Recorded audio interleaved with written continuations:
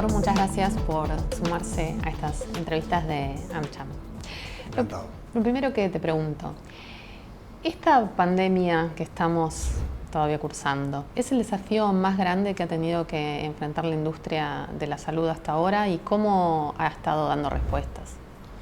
Lo veo en distintas dimensiones. Desde la perspectiva donde lo estoy viendo yo es que hay una transformación muy fuerte en la forma de relacionarse con los distintos actores que tienen que ver con proporcionar salud a las personas. Y donde antes podías otorgar tu valor de una manera mucho más individual, diría, hoy empezás a entender cómo necesitas vincularte desde la creación de las soluciones con otros actores con los que habitualmente no venías trabajando, en concreto de cómo estamos, por ejemplo, tratando de pensar en la logística para que las personas puedan tener una continuidad de sus tratamientos, donde antes con solo entregar las soluciones médicas en las instituciones de salud estabas bien, y hoy necesitas hasta trabajar en alianza con entidades de logística, de transporte, para asegurarte que el paciente también pueda llegar a ese punto de destino. ¿Viste? Especialmente a los inicios de la pandemia, cuando nos revolucionó a todos, fue que empezamos a ver esta disrupción de empezar a buscar actores con los cuales no te hubieras imaginado que hubieran sido estratégicos aliados para poder generar esas soluciones, ¿viste? Y a mí me inspira muchísimo lo que pasó en el sector productivo, yo no sé si te acordás bien al inicio, que se había detenido todo lo que es, por ejemplo, la producción automotriz, pero había una sobredemanda de la producción de alimentos. Sí. Y donde hubo empresas automotrices que empezaron a tener a sus equipos trabajando en empresas alimentarias de los mismos parques industriales con tal de adaptarse. Y creo que qué bueno sería, y creo que lo estamos viendo ya, de que empezamos a tener respuestas más sistémicas que nos hacen mucho más orgánicos a la hora de responder. Obviamente que tenemos un camino muy importante, muy fuerte por delante. La OMS lo está diciendo muchísimo con lo que es todo el tema de cómo vamos viendo en los países emergentes lo que es las rondas de vacunación, ¿no? Sí, con las vacunas particularmente, creo que ha sido también un gran ejemplo de esto que mencionabas, la cuestión de la asociación y cómo la colaboración entre los distintos actores logra acelerar tiempos y lograr mejores resultados. ¿De qué manera se pueden trasladar esos aprendizajes que nos ha dejado la pandemia más allá de ella? Lo veo mucho en confiar en actores no convencionales. Te cuento la iniciativa donde estoy trabajando, Movimiento Salud 2030, es una plataforma de co-creación de soluciones para adelantar la innovación en el ecosistema de salud, especialmente en lo que es la gestión sanitaria, porque muchas veces vemos cómo se puede innovar en nuevas soluciones terapéuticas, en nuevos diagnósticos, en nuevas vacunas, pero también es muy importante que, por ejemplo, las innovaciones que vimos en los últimos años en las áreas de comunicación, de banca, viste que hace 10 años quizás difícilmente nos imaginamos que en el mismo día podemos pedir algo que difícilmente estaba cerca y nos llega en una moto a casa. ¿Cuándo vamos a ver esto en salud? ¿Cuándo?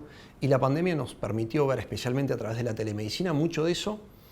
Y hace 2 años, inclusive estábamos en AmCham teniendo un debate acerca de cómo podemos hacer que la telemedicina llegue a las personas que en serio la necesitan, en las áreas más remotas, con especialistas que difícilmente podrían tener acceso. Y el problema en ese momento era que cuando vos ponías estas soluciones a disposición nuestra de toda la población, el que las usaba era el que estaba mucho más confiado en el uso de las tecnologías. Entonces al final terminabas... que las necesitaba. Exactamente, era el joven que consultaba si tenía una gripe o no. Entonces había un gap muy fuerte entre lo que vos pretendías hacer con la solución tecnológica y lo que terminaba ocurriendo. Lo que pasó con la pandemia es que se rompieron varios paradigmas porque se pensaba, por ejemplo, que la tercera edad no iba a tener una adhesión tecnológica que permitiese, el uso, donde a veces se genera tanto valor por, acortar distancias, esperas y riesgo de exposición hospitalaria. Y sin embargo hubo una adaptación tremenda de un alto sector de la tercera edad al uso de las telemedicinas. ¿Por qué? Porque cuando vieron la ponderación de los riesgos dijeron, ¿sabes qué? Yo prefiero que alguien me explique cómo usar esto, y empezaron a generar nuevas cadenas de valor, donde hay gente hoy, por ejemplo, en Colombia, con la que estamos trabajando, que capacita a poblaciones específicas en el uso de tecnologías de telemedicina. Entonces hacen entrenamientos, por ejemplo, a personas mayores de cómo usar la telemedicina, cómo usar la cámara, cómo hablarle al médico en conceptos que, sin estar presencialmente en el mismo consultorio, puede entender. Y son cosas que quizás hace años no nos hubiéramos imaginado que necesitábamos reaprender, ¿viste? Y se van generando también nuevas soluciones que impulsan nuevas oportunidades y nuevas áreas de expansión, también en el área de la medicina, desde las herramientas digitales, entre tantas otras. Y puntualmente, Movimiento Salud 2030, te pregunto por qué el 2030 y cuáles son las iniciativas que están llevando adelante a partir de este movimiento. Fantástico. 2030 porque todo el mundo se puso como objetivo los Objetivos de Desarrollo Sustentable al 2030, que fue coordinado por las Naciones Unidas, donde el 3 es que tengamos un acceso equitativo a salud. Y también hay uno muy interesante que es que podamos fomentar la co-creación entre la participación de los distintos sectores, especialmente el público y privado. Entonces el Movimiento Salud aspira a que podamos cumplir esos objetivos de tener sistemas de salud más equitativos, donde podamos tener mayor acceso, especialmente, por ejemplo, en poblaciones como la nuestra en Latinoamérica, donde el movimiento tiene un foco regional. Acá creo que está bueno ver que en Latinoamérica estamos trabajando en México, en Costa Rica, en Colombia, en Ecuador, en Perú, en Chile, en Argentina, Uruguay y Brasil. Y vemos que necesitamos empezar a trabajar para que soluciones que cada vez están siendo más de uso cotidiano en sistemas ya consolidados puedan estar presentes también en América Latina, en África, en Asia y en lugares donde si no hacemos nada quizás tengamos que esperar otros 10 años con el impacto que tienen las poblaciones. Entonces, el objetivo del movimiento es no solo que podamos convocar actores a generar esas soluciones localmente, sino que también generemos una discusión con las personas que hoy tienen la responsabilidad de generar esas visiones para que entendamos cuáles son las cosas donde, no mirando al pasado, sino mirando al futuro, ya necesitemos estar trabajando, ¿viste? Y hay mucho foco a nivel global y creo que es una muy buena oportunidad de que en Argentina y en América Latina podamos tener también ese brillo de esperanza y decir cómo podemos prepararnos hacia el futuro, ¿no? Una experiencia concreta es que en Chile empezamos a trabajar en el medio de la pandemia con el Instituto Nacional del Tórax, ¿no? Y el Centro Nacional de Sistemas en Salud, que es una entidad súper interesante en Chile, que es público-privada, que tiene como objetivo digitalizar el sistema de salud. Y con ellos en el Instituto Nacional del Tórax, junto a 3 emprendedores, empezamos a pensar cómo digitalizar procesos que para hoy a la persona, al paciente, a nosotros nos están siendo difíciles. Y lo que ellos identificaron es, trabajando juntos, de una manera, ¿viste?, de co-creación, acortaron los tiempos entre el paciente y el médico o su primer acercamiento a la institución de salud. Los procesos entre el médico y las distintas áreas del hospital, ¿viste? Lo que sería como el backstage, que a veces no nos damos cuenta, pero son tremendos espacios donde se generan demoras o dificultades que, como no las vemos como pacientes, no nos damos cuenta de la importancia en nuestros procesos. Y una tercera instancia es cómo decidimos en las áreas médicas al respecto de los tratamientos, el seguimiento del cuidado que tomar. Entonces, estos 3 emprendedores lo que hicieron fue digitalizar esos 3 procesos con el objetivo de disminuir al final los tiempos entre el paciente y el cuidado que necesita. Y eso termina salvando vidas, porque el Instituto Nacional del Tórax tiene como objetivo de acá a 10 años en duplicar la cantidad de pacientes que pueden ser intervenibles quirúrgicamente, o sea, que pueden ser operados. O sea, y eso quiere decir que no lleguen tarde, porque a veces, ¿viste?, si llegan tarde ya no hay intervención quirúrgica. Y vos te das cuenta cómo, pensando los procesos de una manera diferente, se acortan tiempos, se salvan vidas. Pero vos necesitas trabajar en los procesos y un solo emprendedor no lo podría hacer. El hospital solo difícilmente tendría esos conocimientos. Y el desafío que tenemos ahora es decir, cómo, probando que ese concepto funciona, lo podemos llevar a los otros 6 hospitales de atención centralizada de Chile, para que entonces toda la población en serio pueda sentir que está teniendo tiempos de atención más acordes con la necesidad, ¿no? Y está haciendo un esfuerzo tremendo el equipo de Chile. La verdad que es muy interesante ver cómo ya tienen un camino, lo que ellos llaman, ¿viste?, un camino digital, que este año cumple su primer ciclo, termina y se está generando el nuevo. Y estamos trabajando con el CENS y con distintas instancias del sector público, del sector privado en Chile, para entender qué se necesita en ese camino digital de acá para adelante, ¿viste? Pero eso es Chile un poco. En Argentina también estamos trabajando con la Fundación Bungay Born, que tiene, la verdad, procesos de identificación a nivel nacional con innovación de dónde pueden estar los siguientes focos. Por ejemplo, ellos se especializan en enfermedades como el Chagas, y mediante un mecanismo, ¿viste?, de monitoreo con inteligencia artificial, ¿viste?, ven dónde pueden ser los siguientes focos para atender a lo que es la población endémica de Chagas, ¿no? Y creo que es súper interesante ver cómo ese tipo de herramientas, viste que a veces se basan, por ejemplo, en lo que es la selección de datos, viste, de llamadas telefónicas, por ejemplo, anonimizados obviamente, pero donde te saltan tendencias. Y eso en el tema de salud empieza a ser una herramienta súper importante, porque vemos que la salud de acá al futuro empieza a depender muchísimo más en cómo se personaliza la atención a lo que cada uno de los ciudadanos o pacientes está necesitando en ese momento, y donde empieza a tener muchísima más importancia el uso de herramientas digitales de lo que de acá para atrás venía teniendo, por ejemplo, la infraestructura hospitalaria, ¿no?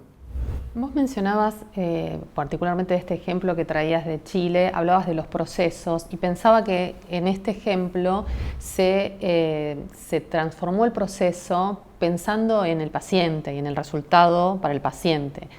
Esta nueva modalidad de atención centrada en el consumidor, que muchas industrias ya están empezando a profundizar en ese camino, la salud está empezando a hacerlo, como me comentabas vos en este ejemplo. Pero ¿son casos esporádicos o realmente la industria de la salud está transformando su enfoque para poner tanto al paciente como al prestador en el primer lugar a la hora de diseñar una estrategia? Vos sabés que es un trabajo que el que lo empezó, digamos, el que provocó este cambio fue Porter, que es un profesor de Harvard que puso la cuestión de por qué hoy estamos todo un sistema, ¿viste?, de cuidado enfocado en lo que es el pago por servicio, o sea, por lo que yo genero, en vez del pago por el resultado, lo que yo espero obtener a cambio, ¿viste? Porque, por ejemplo, ¿viste?, hay muchas cosas que uno dice, bueno, se hace esta intervención, ¿viste?, con el riesgo de ver cuál es ¿viste?, el resultado que pueda tener. Y él dijo, no, yo quiero, ¿viste?, ¿por qué no hacemos que como usuarios del sistema de salud paguemos por lo que queremos obtener del sistema, que es la salud, que es la curación, que es la remisión? Y la implementación de eso es lo que está llevando a una transformación de todo el sistema, que hay que cambiar toda la cadena de valor para que se pueda, ¿viste?, en serio plasmar en soluciones concretas. Hay ejemplos muy claros. Hoy hay regiones enteras, por ejemplo en Costa Rica y todo el Caribe, está Secomisca, que es la Secretaría de Ministros de Salud de la región, que por primera vez ahora en enero hace una convocatoria justamente a compra de insumos, pero basado en beneficios. Y lo que pasa es que es fácil comprar algo y decir, bueno, ¿cuánto cuesta? Lo pago. Pero a la hora de pagar por el beneficio tenés que ir mucho más. ¿Viste? ¿Cuánto cuesta? ¿Cómo lo usó? ¿Quién lo usó? El que lo usó bien. Lo usó bien. ¿Dio el resultado? Buenísimo. Y yo creo que gracias a todas las tecnologías que se han estado dando alrededor de la salud es que hoy es más fácil poder hacer eso. Y estamos viendo transformaciones de ese tipo también en todo lo que es el área de impacto social. Viste que también tiene un área en salud por desarrollar. Y creo que estos movimientos, si bien a veces los vemos claros y decimos necesitamos rediseñarlos en torno a la persona, en torno al usuario, el decirlo al hacerlo, ese es el desafío donde tenemos que mantener el foco y la constancia para no menguar los esfuerzos, porque hay muchos hallazgos en el medio, no es una cosa que pasa del día a la mañana.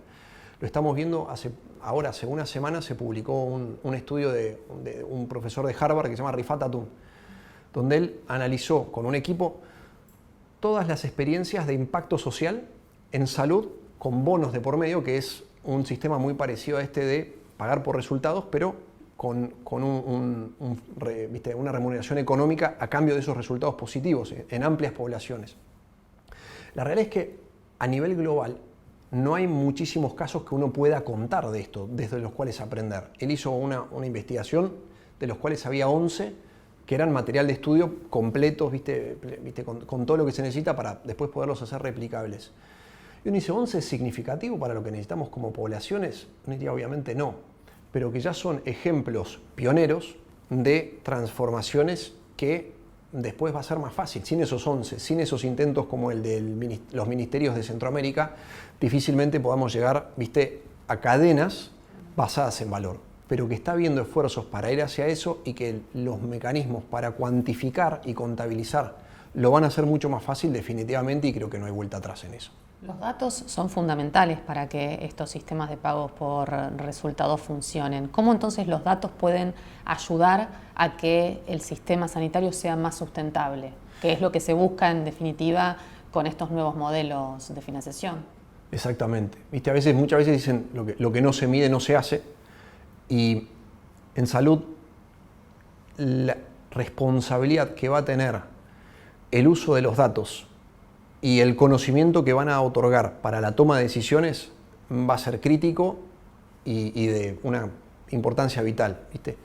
Alguien hace no mucho tiempo dijo que la inteligencia artificial iba a ser casi tan importante como la misma Internet. Y vos ves hoy cómo procesos de inteligencia artificial en el área de la evaluación del riesgo, que a veces en salud es muchas veces eso, ¿viste? ¿Qué riesgo tengo de enfermarme o no enfermarme? Empiezan a ser ¿viste? Datos clave. Un caso muy concreto es, por ejemplo, Risol, con el que estamos trabajando desde el Movimiento Salud en Colombia, que lo que hace es, mediante el análisis anonimizado, ¿viste? De miles de millones de datos de conversación telefónica, puede identificar riesgos que van apareciendo o no, ¿viste? En poblaciones geográficas específicas. Otro ejemplo de eso fue el que se usó con una misma herramienta en Canadá, para que tengamos una idea de cuál es el impacto de eso, donde detectó 10 días antes de que se publicara por la OMS la presencia de la pandemia en China, porque estaba viendo que había inusitadamente un foco de una enfermedad relacionada con lo broncorrespiratorio, y lo pudieron ver por inteligencia artificial en las conversaciones que aparecían. Ahora, eso, llevado a lo que es el ambiente de la medicina, te permite ver si en un área geográfica, escuchando activamente a la persona, a la población, mediante este tipo de herramientas que vienen a ser, ¿viste? Cada vez más habituales en nuestra sociedad, cuáles son los riesgos, dónde hay focos de contagio, dónde de repente hay necesidades específicas que no están siendo cubiertas por el sistema de salud, y poder adaptarse en tiempo real a lo que viene siendo la necesidad, en vez de hacerlo en base a supuestos, ¿no? Donde muchas veces la medicina avanza sobre lo empírico, ¿viste? Y todos los estudios clínicos vienen siendo una prueba de eso. Yo testeo algo y veo si evidentemente responde o no. Estamos migrando con el uso de datos a que, en vez de tener que hacerlo en estudios clínicos, ¿viste? Eternos y que implican un involucramiento de personas enorme, de hacerlo con lo que se lo llama, en vez de in vitro, en silicio, que es la modulación tecnológica de los estudios clínicos para ver con plataformas tecnológicas la eficacia o no de una tecnología médica, ¿no? Entonces, a futuro sí va a tener muchísimo que ver el uso de los datos en salud para ser mucho más asertivos en lo que la persona necesita, no solo desde el área médica, sino también desde cómo estamos como personas, porque de nada me sirve a mí usar algo que yo sé que puede funcionar si yo no tengo el hábito, por ejemplo, de consumir ese medicamento en los tiempos necesarios, porque me olvido. Entonces, hoy también en la medicina hay un esfuerzo por entender dónde está parada la persona, para decir, a ver, esta persona puede realizar este tratamiento que le estoy proponiendo, y si no lo puede, busco otro, pero lo adapto a la necesidad de la persona. Entonces, no es solo lo que la tecnología médica puede ofrecer, sino que es la comprensión mediante los datos de la realidad y el entorno de la persona, para migrar a este cambio de paradigma con lo que vos decías, ¿no? Que no es solo en orientarlo en medicina que entrega valor, sino también en una medicina que no aspira a la ausencia de enfermedad, sino a la abundancia de bienestar. Y la verdad que se dice rápido, pero no es lo mismo un sistema que te cure cuando ya estás enfermo, que un sistema que busque cómo podés crecer en tu bienestar. Y cada vez va siendo más importante, porque tenemos como Organización Mundial de la Salud y todos los más sistemas, hasta mismo como población, mucha más noción de lo que es el impacto del bienestar psicoemocional como parte de nuestra salud, ¿no? Hasta hace poco tiempo, viste, lo que eran la atención médica psicológica casi que no estaba ni contemplado como una rama de la medicina, ¿viste? Y hoy la OMS está diciendo que el 30% de la enfermedad como tal tiene una raíz psicológica, ¿no? Entonces somos mucho más conscientes a nivel global de cómo este concepto de ausencia de enfermedad no es más válido, y que estamos pidiendo una búsqueda de empoderamiento de nuestro bienestar. Vos mencionabas algo muy interesante respecto de los estudios clínicos. ¿De qué manera los datos pueden acelerar el desarrollo de nuevos fármacos? ¿Y de qué manera esos datos de la vida cotidiana pueden convertirse en una evidencia de peso a la hora de tomar decisiones?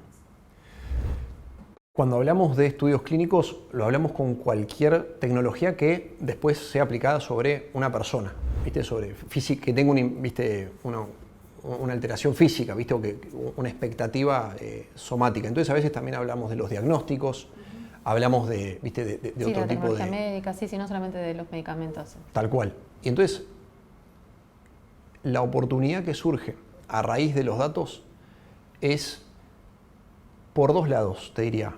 La primera es que pudiendo poder manejar, ¿viste? Grandes cantidades de datos que pueden ser extrapolables, ¿viste? De un país a otro, ya no necesitamos tener estudios clínicos que estén basados geográficamente, ¿viste? En un país. Y eso es muy importante, especialmente cuando hablamos de enfermedades raras, ¿no? Porque si decimos, bueno, voy a medir diabetes, lamentablemente es una enfermedad muy prevalente, pero cuando quiero hacer un estudio clínico con una enfermedad ultra rara, que son enfermedades, ¿viste? De 1 cada millón de personas, entonces para hacer un estudio clínico necesito encontrar esas agujas en un pajar a nivel global. Y entonces es ahí donde el uso de los datos nos permite que a medida que vayamos pudiendo crear estos bancos globales de referencia, podemos hacer estudios transnacionales donde antes no se podía, ¿viste? Hay enfermedades que no tienen el incentivo para buscar una respuesta porque no sabes cómo probarlo. Si vos a través de los datos podés decir, che, vemos que todas estas personas tienen estos síntomas y tengo una herramienta que me permite verlo, podrías estar pensando en estudios clínicos hipercustomizados donde esas personas que tienen esos síntomas se encuentran, ¿no? Esa es una parte. Y la otra es el hecho de que ciertas simulaciones no se tengan que hacer viendo cómo reacciona la persona a este efecto médico, a esta nueva tecnología, sino en base a los datos que ya existen, poder hacer una simulación digital, ¿no? Con algoritmos. Entonces, yo creo que esas son las dos cosas que nos permiten ver un cambio importante en lo que es el entorno de cómo se está haciendo la investigación clínica. Bien. Vos hablabas de medicina personalizada y también sobrevuela el concepto de salud digital. ¿Cuáles son algunos ejemplos interesantes en este sentido que puedas compartirnos de cómo esto ya es hoy una realidad en nuestra región? Buenísimo. Creo que cuando pensamos en la medicina personalizada como solución, a veces tenemos, por ejemplo, el ejemplo más claro es la telemedicina, que aumentó 30 veces su uso en el último año, ¿no? En Argentina, en algunos de los que están ofreciendo esa solución. Pero tenemos que pensar también en cómo las soluciones digitales también pueden generar una diferencia en la forma de cuidado de poblaciones que difícilmente a veces pueden tener acceso a un cuidado médico de calidad por mil cosas, por la distancia o por la fragmentación del cuidado que tienen. ¿Viste? Una persona que a veces tiene una enfermedad crónica necesita ir a 4 especialistas y si no está en un centro urbano con todos esos servicios alrededor, capaz que para ir a cada uno de ellos tiene que hacer 200 kilómetros.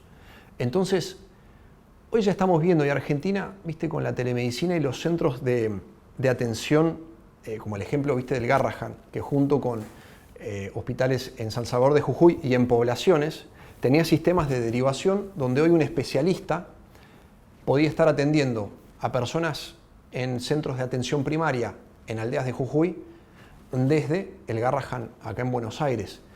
Y creo que el hecho de que Argentina haya hecho esos esfuerzos de una manera tan concatenada, donde a veces, ¿viste? Necesitas el especialista, a veces directamente en Jujuy ya podían resolver en la ciudad de San Salvador a la necesidad de esa población, pero te permite verdaderamente pensar en un hospital digital, porque si esa persona que llegaba al centro de atención primaria en ese poblado necesitaba una atención más compleja, directamente iba con un especialista del Garrahan.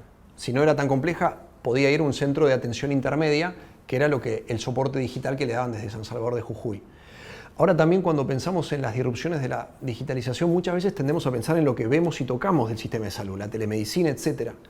Pero hay mucho de lo que es la estructura de atención que también está teniendo la oportunidad de una transformación exponencial. Un caso muy concreto es que en Perú estamos trabajando con equipos locales y con el Instituto de Copenhague para los Estudios del Futuro, junto a Rifat Hatun, que es un profesor de sistemas globales en salud, para poder entender cómo se puede hacer un mejor uso de lo que ya está disponible.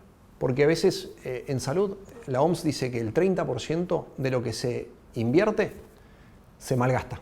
O sea que no cumple con su objetivo, el 30%. Eso para Estados Unidos es más que el presupuesto que usa todo Estados Unidos en armamento militar. Entonces vos decís, es más caro ser ineficiente en salud que todo un ejército de la potencia mundial. Entonces es importante también buscar la modernización a través de herramientas como la digitalización de cómo gerenciamos la salud. El ejemplo concreto en Perú es que históricamente tenía una subejecución presupuestaria de más del 15%. Que cuando vos lo llevas a población, vos con eso podrías estar cuidando 2,5 millones de personas con ese presupuesto que no se ejecutó todos los años. Entonces lo que hicimos ahí fue tratar de entender cómo se podría usar mejor el presupuesto y dónde habría herramientas digitales que lo permitirían hacer. Encontramos 11 aspectos clave donde, ¿viste? Es como si lo comparásemos con un caño de agua, donde vos decís, pero si yo al inicio, ¿viste? Puse 1 litro, ¿por qué al final del caño no puedo llenar un vaso de agua?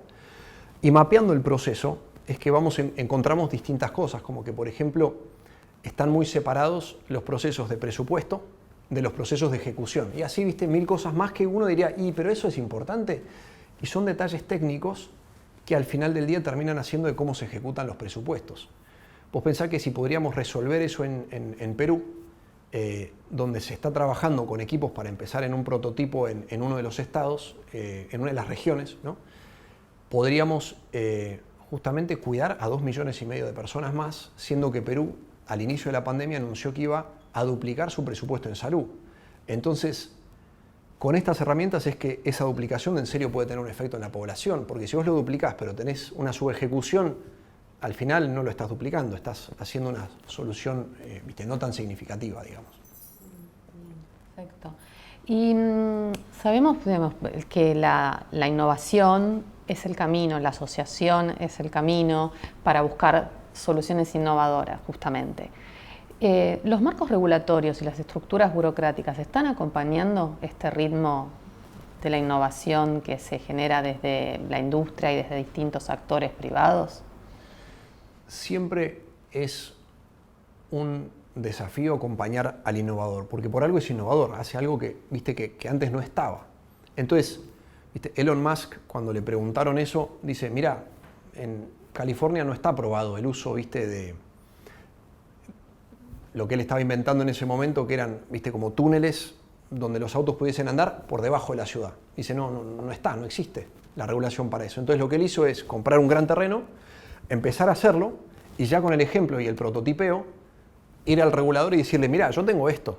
Espero que cuando ya termine, salir de mi territorio, ya esté más o menos aprobado el permiso inicial para poder testearlo en un área más grande. Entonces, generalmente es importante que el regulador entienda lo que le están pidiendo. Entonces, el innovador va a tener un momento de prototipeo donde es muy importante que desde el inicio esté dándole visibilidad al regulador para que después, no estén estas brechas donde uno dice, che, tengo una solución que está buenísima, pero no la puedo implementar por el regulador. No, es importante empezar esos diálogos tempranamente en conjunto con los reguladores. Y creo que siempre es un desafío y que siempre lo podemos hacer mejor, pero a nivel global, en Estados Unidos la FDA lo empezó a hacer, cuando, por ejemplo, hace un par de años empezó a tratar de entender qué estaba pasando en el ambiente de la medicina digital. Entonces dijo, mira, yo no entiendo, pero empiezo a generar un departamento de medicina digital. Después veré cómo va pasando, ¿no?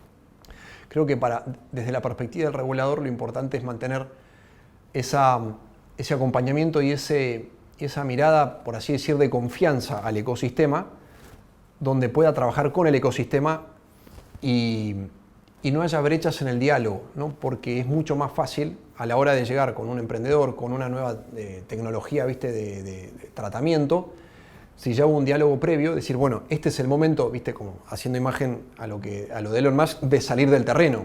Ahora que vamos a la población más amplia, ya hay un entendimiento previo.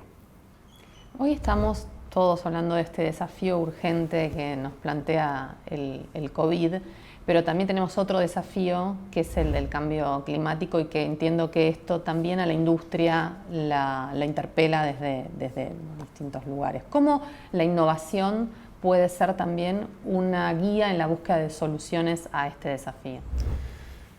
Es fuertísimo y no podemos verlos de una manera diferente, ¿no? De una manera separada. Hay 3 cosas principalmente. La primera es que a través de la digitalización hoy podemos eliminar muchísimo de lo que desde el lado de la sustentabilidad se necesita acompañar de los productos médicos. Un ejemplo claro, ¿no? Antes tenías que tener prospectos, ¿viste?, enormes, y cuando vos cambiabas algo en el prospecto, una coma, necesitabas sacar del mercado a todos los medicamentos que había, cambiar la coma y volver a disponibilizar ese producto, ese bien. Si vos tenés un QR donde con el regulador dice, mirá, este QR es donde vos podés tener acceso al prospecto, que la verdad que hoy, la penetración digital es altísima. Entonces, a veces los desafíos es decir, todo paciente va a tener acceso a la información si yo dejo de tener el prospecto y lo digitalizo en un QR, porque eso generaría no solo el ejemplo del prospecto como tal, pero también hay veces que está lo que se llama la logística inversa, que vos para cambiar ese prospecto necesitas retirar, lo que está disponible en las farmacias, en los lugares, para volver a cambiarlo. Y esos son costos sobre el ambiente, porque son camiones, es tiempo de gente, también tiene un impacto social. Entonces, una de las formas es que la digitalización te permite tener modelos mucho más ágiles y con menos uso de insumos a la hora de innovar. El otro es que estamos entendiendo muchísimo más cómo el ambiente es un factor de salud o no, digamos, ¿no? Interviene directamente el entorno donde vos vivís para ver si climáticamente si eso está teniendo un efecto beneficioso o no en la persona. Y eso es importante tenerlo en cuenta a la hora de las tecnologías que se hacen disponibles en los distintos lugares, entender que por los impactos climáticos puede ser necesario o no tener distintas intervenciones médicas que quizás uno diría no, pero en esa zona no se necesita, y es importante tenerlo a cuenta. Principalmente veo que hay cada vez más foco a nivel global no solo de quienes son los generadores de innovación, sino también de las grandes entidades como la OMS en tener en cuenta los factores sanitarios. Y a nivel corporativo, muchas empresas están trabajando porque no solo su beneficio sea en tener productos que curan, sino también en poder hacerlo de una manera que cada vez impacte menos al sistema, ¿no? Hay muchos que, por ejemplo, están con los bonos de carbono, por ejemplo, empresas que tratan de ser muy conscientes y medir su huella de carbono en la producción de las terapias, de los medicamentos. Y varias de las empresas farmacéuticas más grandes a nivel mundial se han puesto objetivos para ser neutrales en carbono, en un periodo específico de tiempo. Entonces no está solo en lo que yo entrego, sino en cómo lo entrego también. Y lo último que te pregunto, repasando un poco todo esto de lo que estuvimos hablando, ¿cómo te imaginas que va a ser la medicina en un futuro no muy lejano? Estamos pensando en eso, en el movimiento, todo el tiempo, te diría, porque lo que hacemos es mirar de adelante para el hoy. Porque entendemos que si miramos de hoy para atrás, ese no es el sistema que nos va a hablar del futuro, por lo que estuvimos viendo de que hay jugadores o hay tendencias que antes no estaban, como es toda la disrupción digital, que van a ser jugadores claves. Me lo imagino mucho más cercano a la persona dónde está, en el sentido literal y en el sentido también de su emocionalidad, de su conocimiento, donde vamos a desmaterializar, por así decir, dejar de usar infraestructura hospitalaria para muchas de las cosas que necesitamos. Vamos a tener también mucha más atención a los equipos que prestan salud, las personas que prestan salud, pudiendo también adaptar el modelo de cuidado también a las necesidades del que nos cuida del otro lado, y creo que la digitalización también en eso, en no exponer al riesgo, por ejemplo, a médicos que están en poblaciones de riesgo, es algo que en el futuro las tecnologías nos lo van a permitir ver mucho más. Veo que también hay un rol muy importante que jugar desde lo que es la inteligencia artificial, en cómo se toman las decisiones o cómo se le acercan al decisor de salud factores que no se tienen en cuenta, y eso va a implicar que a futuro, cuando nosotros busquemos mejorar nuestra salud, también tengamos en cuenta muchos otros factores que lo meramente físico, sino también, viste, de nuestro entorno, como aliados para buscar esas soluciones. Entonces, que a la hora de tomar decisiones médicas vamos a tener en cuenta mucho más, viste, temas importantes de nuestro entorno y no solo de nuestra persona como individuo, ¿no? Y creo que la salud del futuro va a poder dar una respuesta mucho mejor a las poblaciones que quizás hoy no estaban cerca de los centros físicos donde se presta la atención sanitaria, y eso va a tener un impacto también tremendo sobre poblaciones donde hoy estamos viendo enfermedades que quisiéramos ya ver erradicadas, pero por la dificultad de acercar los recursos a ellos, hoy no está siendo posible que persigan los beneficios de personas que físicamente están más cerca de un cuidador o de una institución sanitaria. Bueno, muchísimas gracias. A vos, un gusto.